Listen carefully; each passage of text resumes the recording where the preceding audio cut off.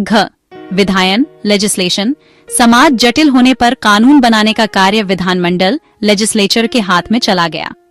When society became complex, the task of making law went into the hands of the legislature. अब लिखित कानून statutory law बनने लगे।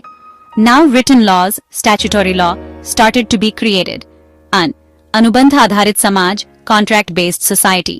आधुनिक युग में व्यक्ति स्वतंत्र है और अनुबंध द्वारा अपने अधिकार और कर्तव्य स्वयं तय करता है। In the modern age, the individual is free and determines his rights and duties through contracts. यह स्थिति status पर आधारित न होकर सहमति consent पर आधारित है। This is based not on status but on consent. उदाहरण और case law, examples and case law, मानेका Gandhi v. Union of India 1957। Supreme court ने कहा कि व्यक्ति की स्वतंत्रता कॉन्ट्रैक्ट और चॉइस पर आधारित है। मानेका Gandhi v. Union of India 1978। The Supreme Court held that individual liberty is based on contract and choice. Indian Contract Act 1870 ये स्टेटस से कॉन्ट्रैक्ट में बदलाव का सबसे अच्छा उदाहरण है।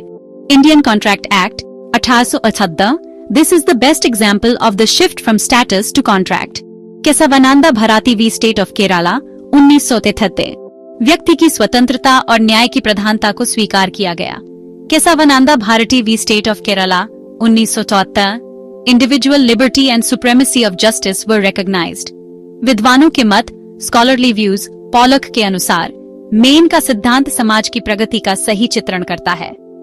According to Pollock, Main's theory correctly depicts the progress of society. Fridman के अनुसार आधुनिक समाज में कॉन्ट्रैक्ट के साथ साथ वेलफेयर स्टेट ने स्टेटस को भी महत्व दिया है। According to Friedman, in modern society, along with contract, the welfare state has also given importance to status. Allen के अनुसार आज के समाज में व्यक्ति पूर्णत स्वतंत्र नहीं है, राज्य कुछ स्टेटस जैसे आरक्षण बनाए रखता है। According to Allen, in today's society, the individual is not fully free. The state still maintains some status, like reservations. निष्कर्ष conclusion. सर हेनरी मैन का सिद्धांत फ्रॉम स्टेटस टू कॉन्ट्रैक्ट विधिक विकास का ऐतिहासिक और समाजशास्त्रीय आधार प्रस्तुत करता है। Sir Henry Maine's theory from status to contract presents the historical and sociological basis of legal development. हालांकि वेलफेयर स्टेट में कुछ स्टेटस जैसे आरक्षण, श्रम अधिकार अभी भी बने हुए हैं। However, in the welfare state, some status like reservations, labor rights still exist. इसलिए यह सिद्धांत पूर्णतः सार्वभौमिक न होते हुए भी विधि के विकास को समझने का सबसे प्रभावशाली सिद्धांत है। Therefore, though not fully universal, this theory is the most influential to understand the development of law. धन्यवाद।